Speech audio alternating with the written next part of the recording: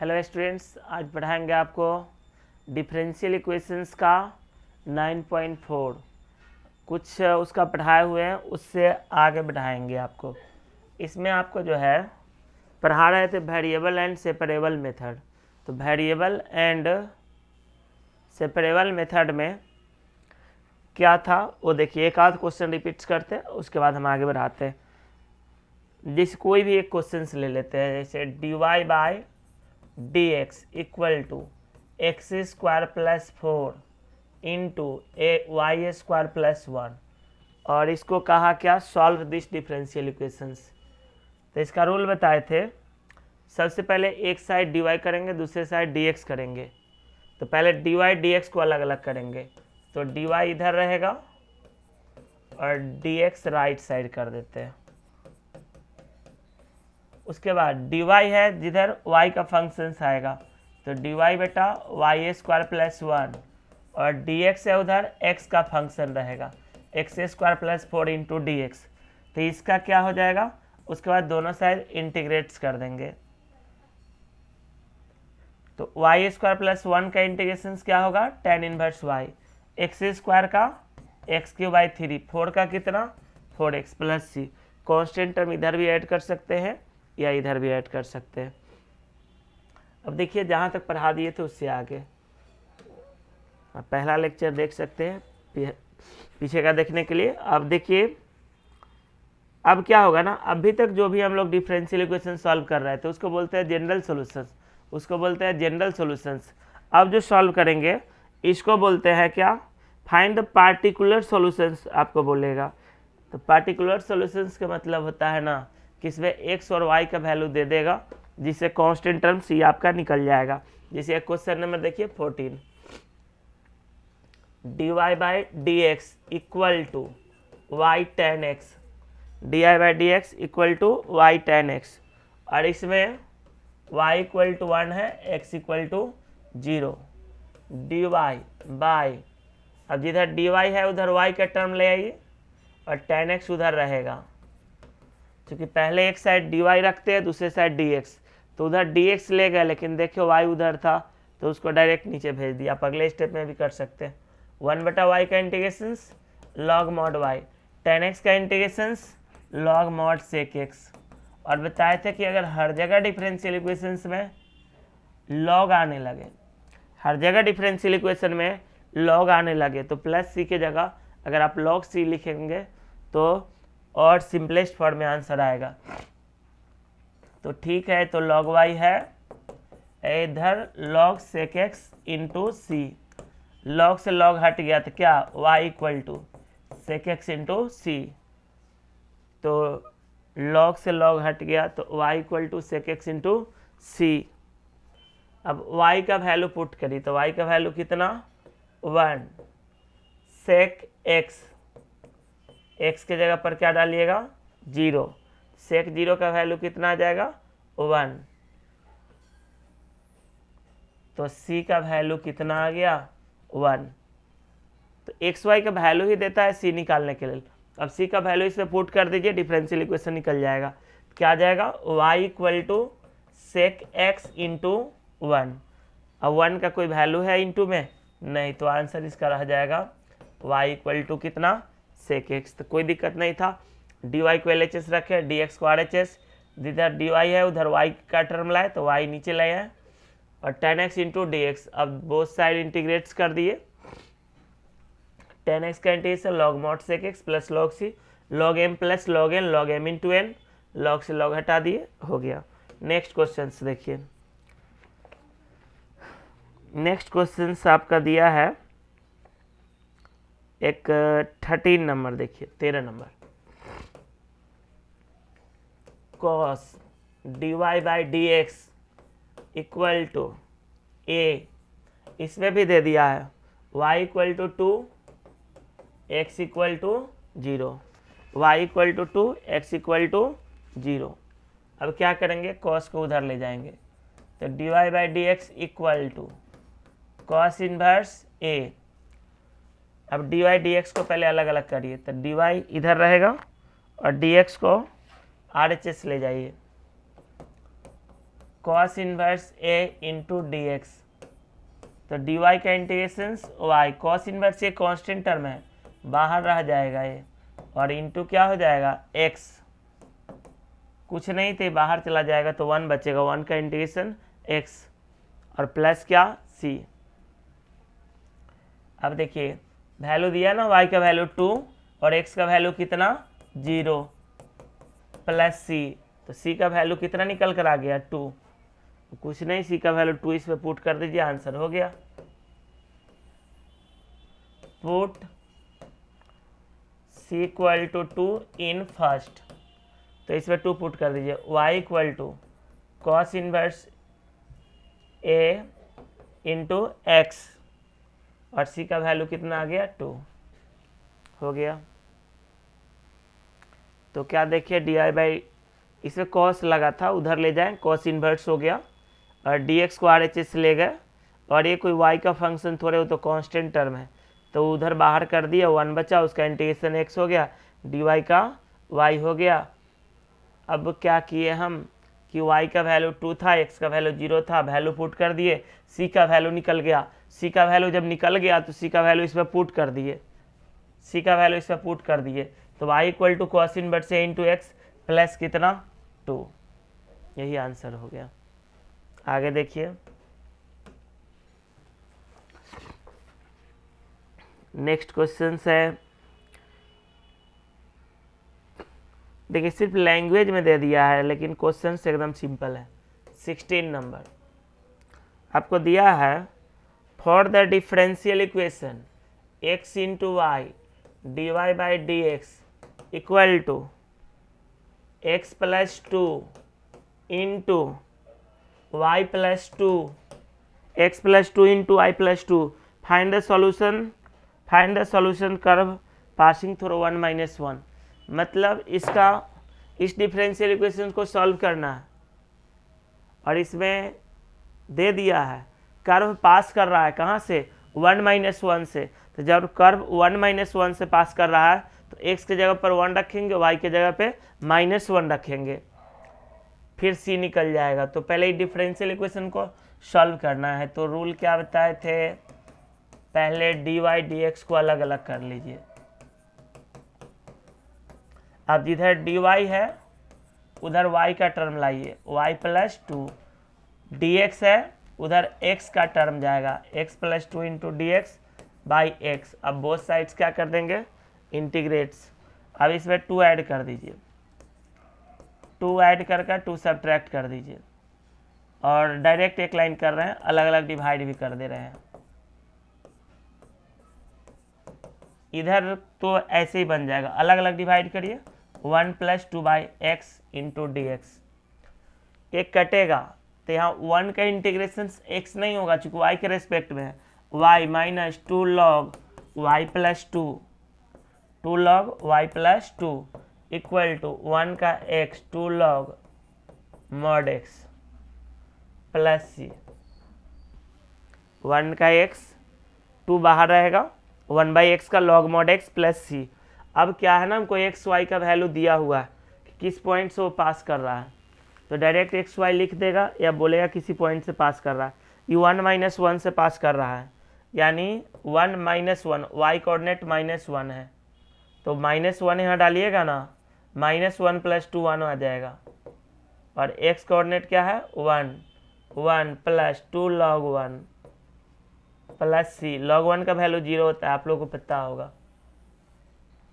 तो ये देखिए log 1 0, तो इधर बचेगा -1, इधर बचा 1, ये भी log 1 0 हो जाएगा, तो 2 इंटू 0 0 प्लस c का वैल्यू क्या निकल कर आया -2, c का वैल्यू निकल कर आया -2, c का वैल्यू -2 यहाँ पर पुट कर दीजिए, ये आंसर हो गया। यहाँ पर केवल -2 डाल दीजिएगा, आंसर हो जाएगा। तो ये सारा उतारेंगे और यहाँ पे -2 रख देंगे c के जगह पे, कोई परेशानी। नेक्स्ट क्वेश्चन देखिए, ये भी लैंग्वेज में ही दिया है, इस लैंग्वेज वाला क्वेश्चन जनरली बोर्ड में नहीं पूछता है, खासकर बिहार बोर्ड। अब देखिए क्वेश्चन नंबर 17। अच्छा वो भी लैंग्वेज वाला, उससे पहले एक और देखिए बिना लैंग्वेज वाला। Question number 12, x into x square minus 1। Differential equation सही होने के लिए आपका ना इंटीग्रेशन सही होना चाहिए। इसमें दिया है y इक्वल टू 0 और x इक्वल टू 2। तो y का वैल्यू और x का वैल्यू क्यों दिया है? तो y का वैल्यू 0 और x का वैल्यू 2 दिया है आपको c निकालने के लिए। क्या निकालने के लिए? c निकालने के लिए। तो देखिए ये हो जाएगा dy इक्वल टू, ऊपर में जाएगा dx और ये टर्म नीचे आ जाएगा। अब बोथ साइड इंटीग्रेट कर दीजिए। अब देखिए dy का इंटीग्रेशन तो y हो जाएगा, और ये ना एक स्पेशल फॉर्म है जो हम बताए थे। ये इस फॉर्म में रहता ना तो इस टर्म को कॉमन ले लीजिए, तो ये एक्स क्यू हो जाएगा। कैसे सर? एक्स स्क्वायर बाहर करेंगे ना, पहले से एक्स के पावर 1 है, तो एक्स के पावर 2 प्लस 1 एक्स के पावर 3, 1 माइनस 1 बटा एक्स स्क्वायर। अब इसको क्या मान लेंगे? टी मान लेंगे 1 माइनस 1 बटा एक्स स्क्वायर को, उसको ऊपर ले जाइए, x to the power minus 2 d t 0, power उतारिए, एक कम करिए, इंटू डी एक्स। तो पावर उतार के एक कम करिए, तो -2 उतारेंगे। अच्छा ये 3 कैसे लिख दिए? तो -2 उतारेंगे तो +2 हो जाएगा, x के power -3 into D X, D T by 2 equal to D X by X cube. अब देखिए यहाँ पर पुट करिए, यह है y equal to D X by X cube के जगह पर क्या लिखेंगे? डी टी बाई 2 बटा, इसको क्या माने हैं? t, तो y 1/2 बाहर रहेगा, log mod t प्लस सी।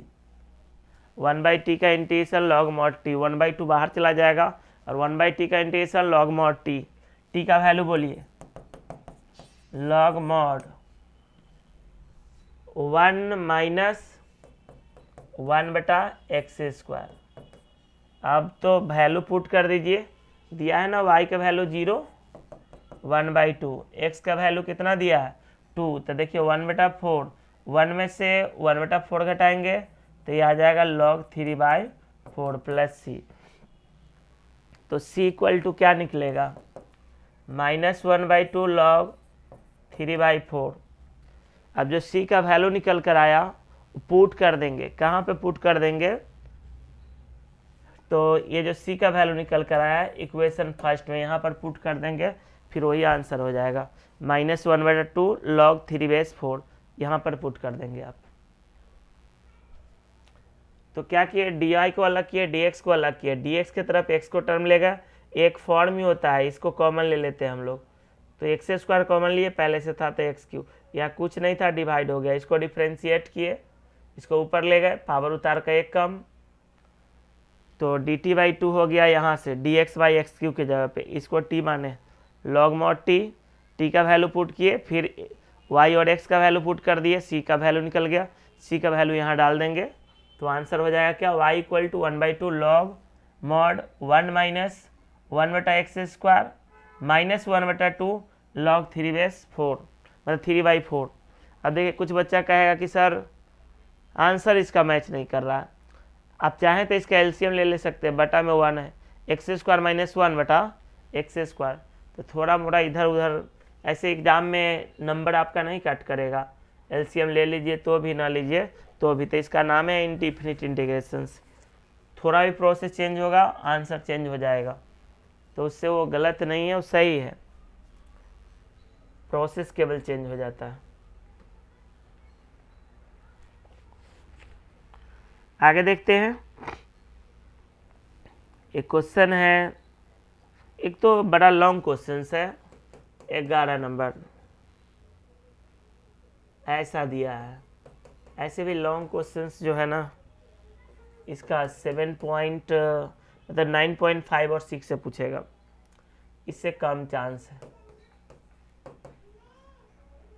2x² प्लस x, इसमें भी दिया है। जब भी y x का वैल्यू दे दे समझ लीजिए सी निकालने के लिए दिया है। तो D Y equal to 2x² plus X into D X, इसको नीचे भी लाते हैं और थोड़ा कॉमन भी ले रहे हैं, x², x plus one common लीजिए, x plus 1, 2x² plus X into D X. अब यहाँ से x प्लस 1 को बाहर करिए तो क्या आ जाएगा, x² प्लस 1 dy। अब देखिए इसका ना रूल बताए थे वो आप पता होगा, उसी से बनेगा। ये लंबा क्वेश्चन है। dy का इंटीग्रेशन तो आप लिख देंगे, यहाँ से इंटीग्रेशन लगा दीजिए तो y हो गया। और इधर का इंटीग्रेट करने का रूल आप पहले से पढ़े, लॉन्गेस्ट क्वेश्चन है। x² प्लस 1 a बटा x प्लस 1 bx प्लस सी बटा x² प्लस 1, फिर एलसीएम लेते हैं, फिर ABC निकालते हैं। तो ये सब 7.5 में ही पढ़ना था। पढ़े होंगे बन जाएगा, ना पढ़े होंगे फंस जाएंगे। सिर्फ इस क्वेश्चंस के लिए बात कर रहे हैं।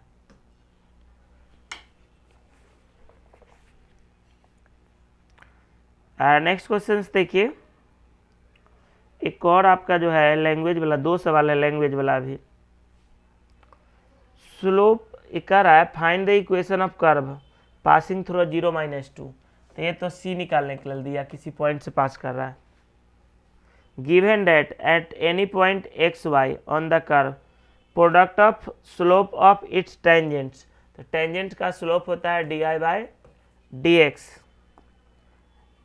And y coordinate of the point is equal to x coordinates.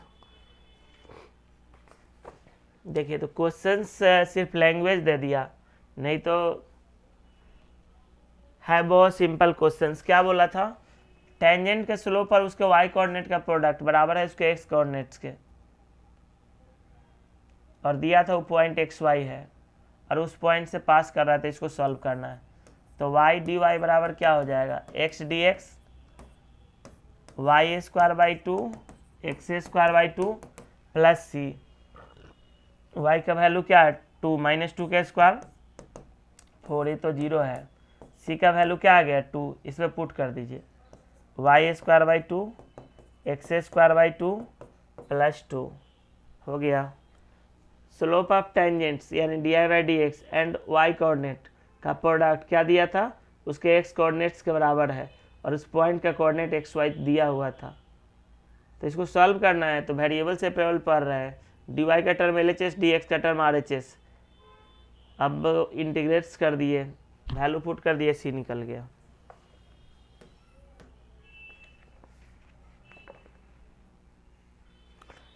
जो लोग को छूटा है तो वो लोग को रिविजन्स के पर्पज से वीडियो बना रहे हैं। 18 नंबर, एक और लैंग्वेज वाला लास्ट क्वेश्चन है। देखिए 19 से 22 जो है आउट ऑफ सिलेबस है इसका, 9.4 का। कहता है at any point xy of a curve the slope of tangent is twice. इसका जो टेंजेंट का स्लोप होगा वो 2 गुना होगा। कहता है slope of tangent is twice the slope of the line segment joining the point of contact to the points -4, -3।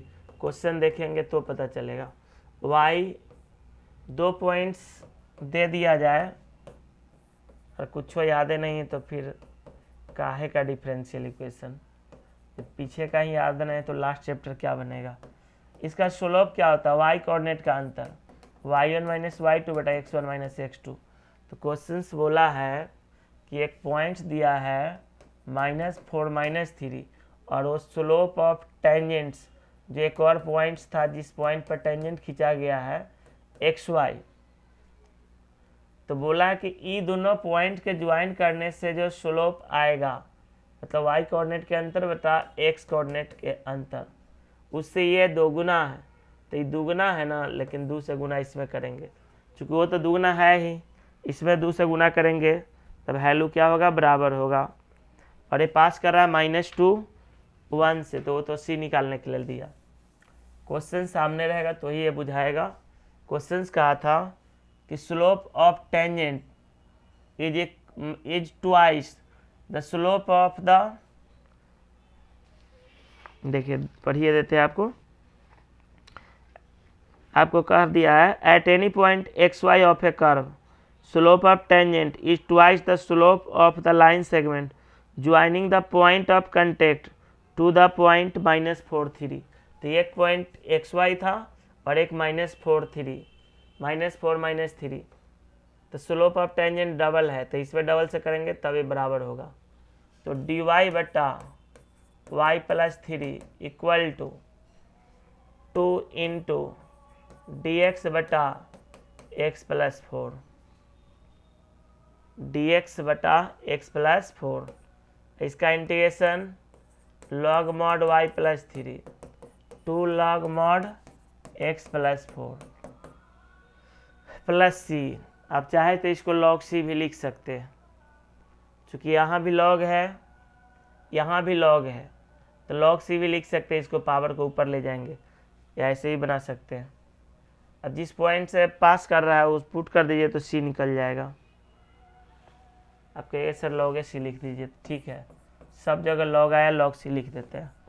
Log y plus 3 equal to log x plus 4 के whole square plus log c, log y plus 3 log x plus 4 के whole square into c, log से log हट जाएगा, y plus 3 equal to x plus 4 के whole square into सी।